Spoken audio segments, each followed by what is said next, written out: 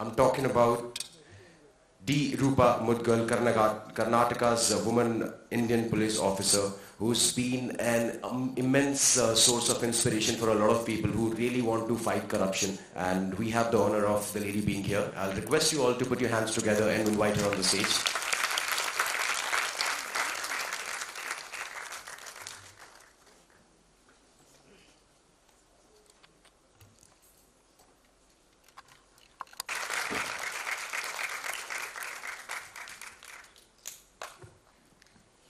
Good evening, everyone. Mr. Salman Haider, Mr. Satyamurthy, distinguished guests, Ms. Deepak Sandhu, all the awardees today, college students, and all distinguished guests. I'll keep it brief, but let me start off with a story. Once upon a time, all stories begin with once upon a time phrase. There was a Raja. So one day he got curious. He wanted to know how honest and sincere his courtiers were. So he said, I have kept a barrel. Today all of you will bring a mug of milk from your home and pour it into the barrel at night. So everyone went home. At night each one came with a mug and poured. The next morning Raja went to see the barrel and it was full, but it was full of water and not milk. That was because everyone thought, okay, all others are going to bring milk. Let me pour water, nobody is going to detect. So everybody had thought like that and poured water. Consequently, it was full only with water. So that brings us to the question of ethics. Now this story is about ethics, not of corruption, but I would say ethical behavior is related to corruption. If you want a corruption-free society, ethics is very important. Now, I've seen an officer who passed the Public Service Commission in the state and openly demanded bribe. You know what he would say? To get this job, I have paid lakhs of rupees and I'm going to recover, so you give me the bribe if you want the work to be done. So, some of you may be nodding heads thinking that yes, probably this might be okay. But then, first of all, he has got his job by paying bribe, which means that he has denied the job to a meritorious person, his right. And secondly, he is rationalizing his corruption behavior, his corrupt behavior. Now, there are some people who say corruption is top down, that is, it trickles from top to bottom. But I've also seen bottom up communication or bottom up procedure. Now, if you agree with this man that I paid the bribe to get the job and therefore I will recover it by way of bribes, the corollary of this also should be true. That is, I did not pay for my job, so I will not take bribes. But do we find that? I think very rarely. Now, if you meet up with any person who has got through UPSC, Union Public Service Commission, the IAS officer, IPS officer, IRS, Customs, Indian Central Excise, and so on, they will all agree with one thing, that they did not pay a single penny for their selection. Yet, we find several of them facing corruption charges. So, why is that? Now, after getting selected, the IAs and IPS, whoever, they go to their academy, they do the theoretical training. After that, they move out to the districts or talukas for practical training. And where do they get their practical experience from or the learning from? It's not another IAS or IPS officer who would directly teach them. They go to the talatis, the IAS officers would go to the talati, the revenue inspector, and learn the job. The IPS officers would learn their job starting from constables, the sub-inspector, and so on. So when the constable would take the IPS probationer for night rounds for the beat duty, he'll tell the officer, "आप क्यों मना करते हो? पैसा आता है, लक्ष्मी है, ले लो, आप नहीं लोगे तो कोई दूसरा ले लेगा आपका हिस्सा. This will never end. That's what he says. And that is how the initiation begins into corruption. That's how indoctrination happens. So the officer will start, will think that this is regular thing. So he will start taking bribes from those very constables or the sub-inspector as conduits, middlemen, and then will go deeper and deeper into the den of corruption without even realizing it. So this is very important. Now, there are high levels of corruption, of course. Now, corruption is not just limited to taking bribes from people for their work. It can be embezzlement, misappropriation of public funds, government money, using them for your own personal use. It can also be kickbacks while awarding contracts. Now, at a higher level, what affects the economy? There is kickbacks received for various deals or contracts awarded, including starting from arms deal, which can run up to crores of amount. Any contract like PWD roads or housing or procurement of medicines in health field and so on. Now that affects economy, but it doesn't affect the common man. What affects the common man, as someone said here, is that 500 rupees bribe which the traffic policeman will demand, or it's the bribe that, it can be a chiller amount, but the bribe that you give for getting your right, that is your, let us say, income certificate or caste certificate or your birth certificate and so on.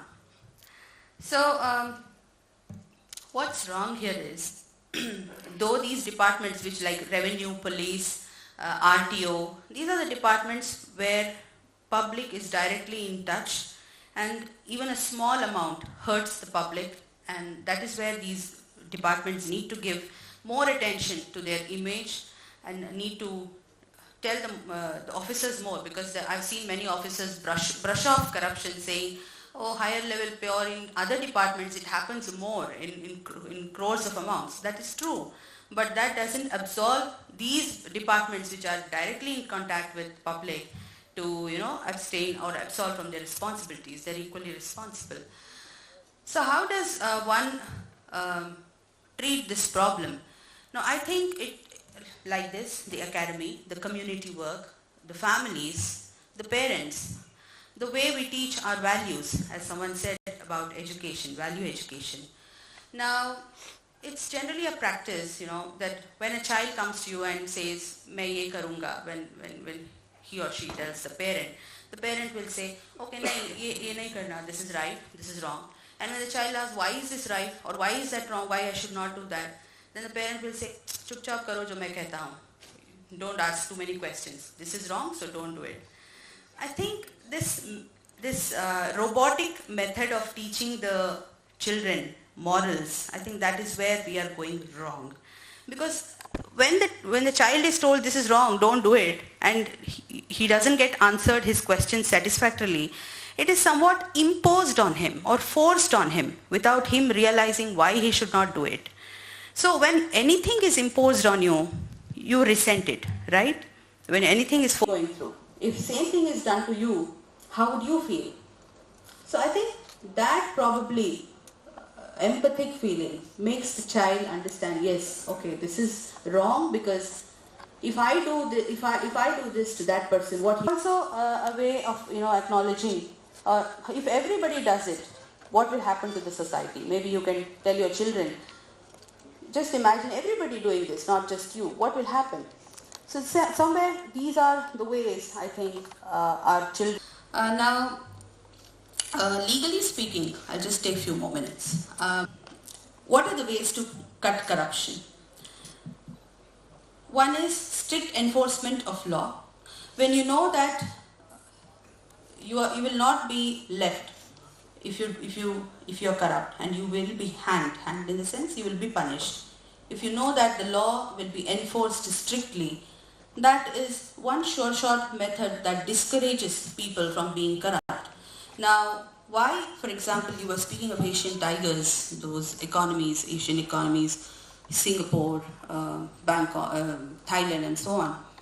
Now, what makes Singapore more effective than if I take bribe or if I'm corrupt, it will be caught. Not just caught, I'll be made to cough up money. Not just that money, but also extra money as fines, penalties, and I will also suffer jail imprisonment.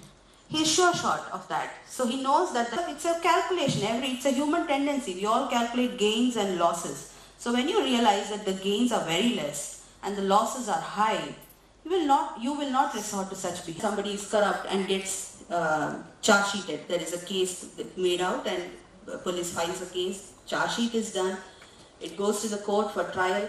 Now what can happen max? I've seen in many cheating cases, the max thing is that person can go behind bars, live there for some time. After a few years he'll come out.